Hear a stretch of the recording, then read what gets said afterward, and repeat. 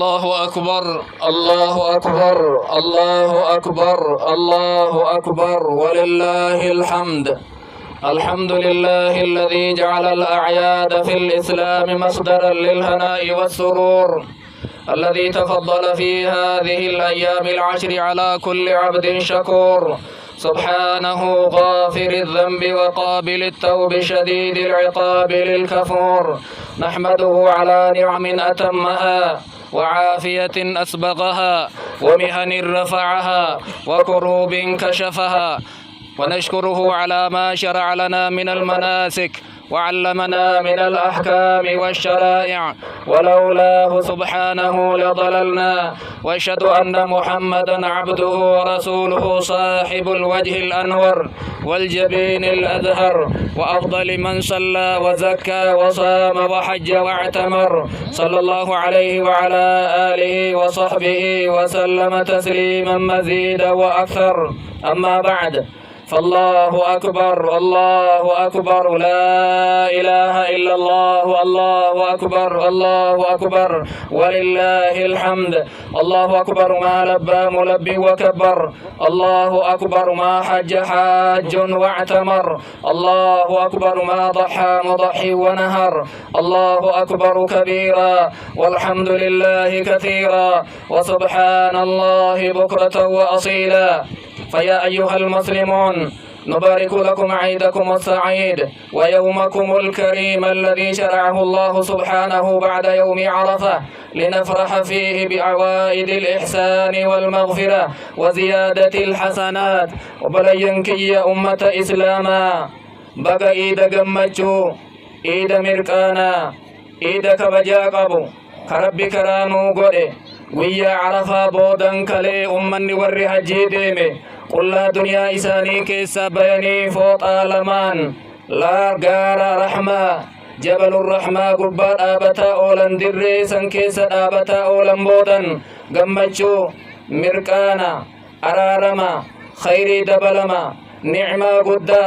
ويا غلطا ويا خيري الرحمن ربي بيكي سبل إفمي ويا غافا غمچو ويا ملائكة ربي غمن اللي مرسن ويا سنين بغ ربي سنگه. الله أكبر الله أكبر، لا إله إلا الله والله أكبر، الله أكبر ولله الحمد. أيها المسلمون، إن الله تعالى خلقنا لعبادته، وبلينكي جل قبل ون رب نوم في عبادة إساتي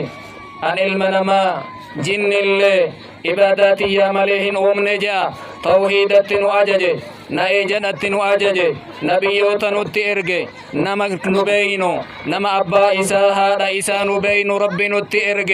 كرا كل كرا عبادة إساها نو إبسني تقوم أوفيتت أجج كرا نبيين ديما جتت أجج عبادنا كل ليس مكن غبرمو أكان غبرمو خلق غبرمو غار غبرمو لين غبرمو جچور رب نبيوت إساء إرغي. أيها المسلمون، جاء عيد الإسلام برسالته الخالدة، إني إسلام إني قدان إني أضحى قمتشو إساء قدتين نفي رحمة نفي توحيد ملي شركين انجيرو جچو لفرها قون نفي عقيدا جاهلا كمكت غبرا كلغتي أمنا انجيرو توحيد كل ربي تقوش ملي غبرمان انجيرو جچون نفي توحيد قبضنا شرك الرافقادا. جاء الإسلام بالحث على صالح الأعمال، أما اللي دلقا ببريد دلقا جچون شريعان إسلاما نفي كوس بريدا عمل قارن فايما بريدا ننجدي وامرا الاتباد توحيداتي صلاتتي أججي سلاني وطبا إسلاماتي سلاني أول وان قبرتي قيا قياما إرقافة موتي سلاني نمني إسان قبني إسلمنا كيسا قود وهين قبو إيقسي زكتي أججي واهل صلاة كتاتي صومتي أججي حجتي أججي رقا دبتا رقا دلقا حرام الرأي جما هذا أبا كيسن تطلع أولا فيرك سمتن فردا دبرت تطلع أولا يتيمة تطلع أولا هي سجرجارا ظلم الران ودوجي ترى الران ودوجي كجب الران ودوجي والقوام سران ودوجي ترى رجران ودوجي وان سمونا ما أدوجا فرات الران ودوجي ترى نياتشران ودوجي أكسم أمالي سجاجل مران ودوجي دين الإسلام. أيها الأخت المسلمة يا دبرتي إسلاما يا نما ربي الدنيا كيس سجراتشيسي مقاكيت الربي أصفود سورة نساء جري قرآن كيس تبوسي سورة ديرا إنجيرو آية غغاف قيامات تقرأمو ربي مقاكيت دبرتي جري مقاكيت بوسي شريعة ربي قبضو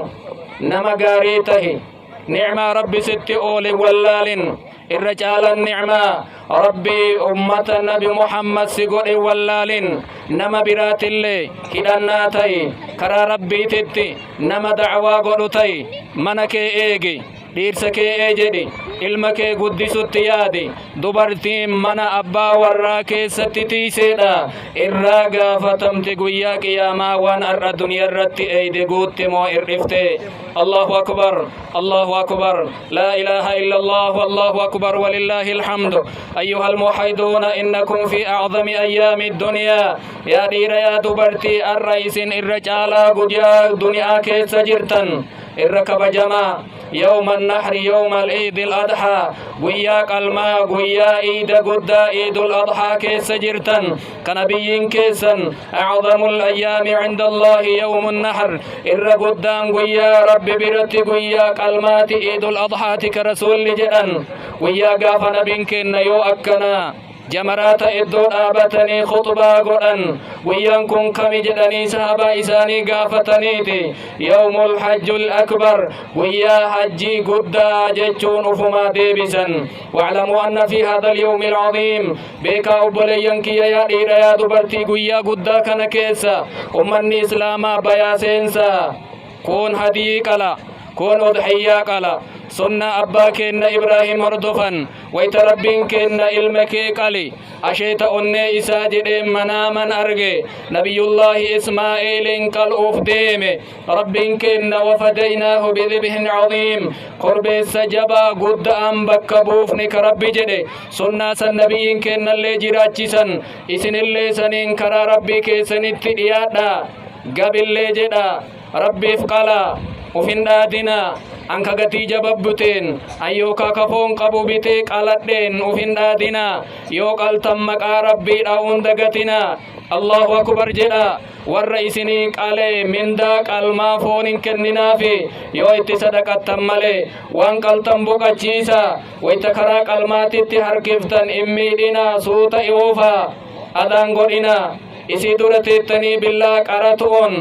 أدان قدنا وانقلتن osoo nafseen keessa jirtu gogaa irraan fuudhina yoo lama sadi kaqaltan ta'e osoo takka laaltu hin qalina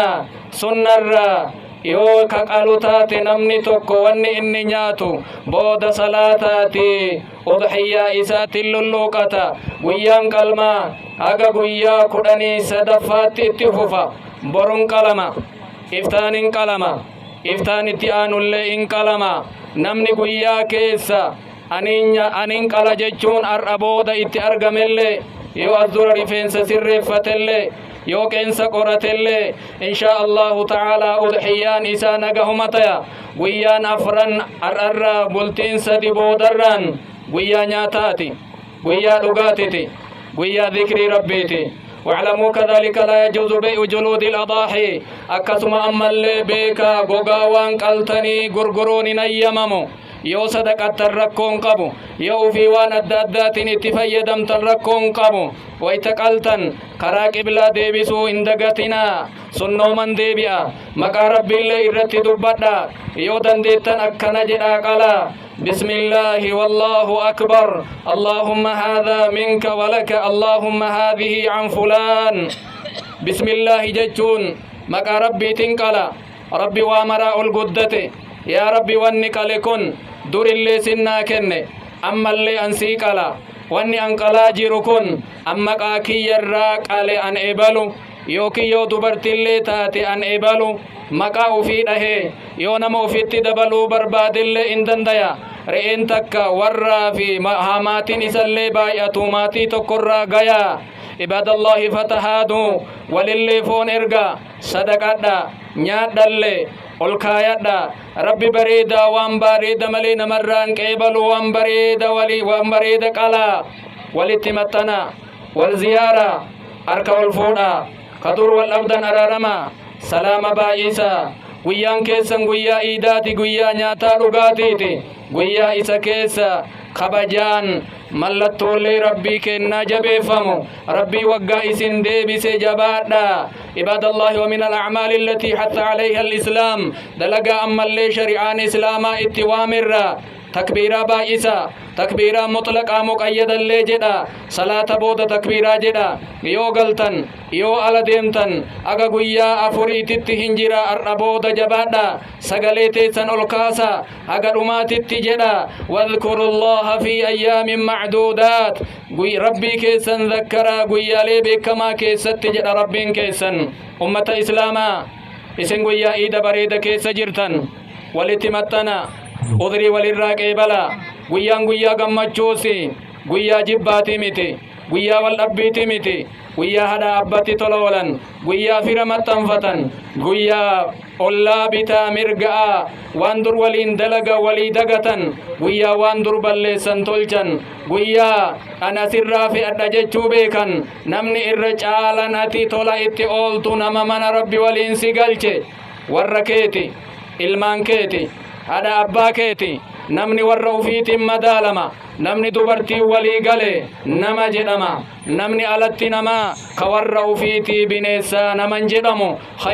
khayrukum li ahli caalan keessan caalaa keessani ka warra isaatii caalaati jedhan wa ana khayrukum li ahli warra kiyyaaf irra caala jedhan annabiyyiin kenna ummata islaamaa guyyaa barakaa kana keessa nabiyyiin kenna khutbaa dhaabatanii sahabaa isaanitti dhaamatan